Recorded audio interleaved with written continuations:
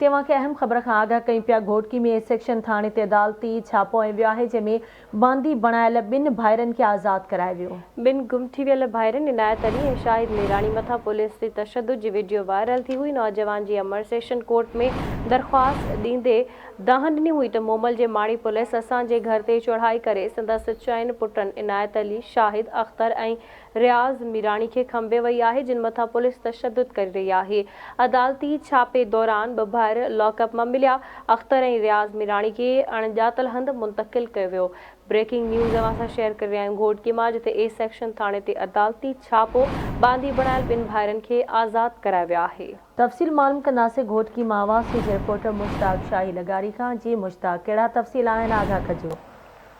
Ji, Ghotki A section थाणे ते अदालती छापे दौरान बांदी बणायल 2 भाइरनि इनायत अली ऐं शाहिद मीरानी खे बाज़ाब करायो वियो आहे।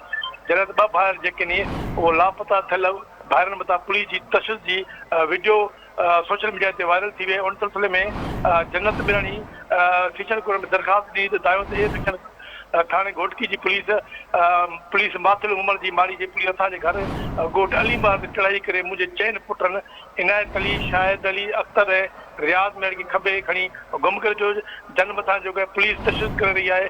अदालती छापे दौरान 2 भाइर लाक में मिलिया आहिनि। जॾहिं त अख्तर ऐं रियाज़ मीरानी खे अणॼातल हंधि रखी उन मथां तशद्दुद करे असांखे वीडियो तशद्दुद वारी वीडियो मोकिले पैसा घुराए पिया। हुन इंसाफ़ जो मुतालो कयो।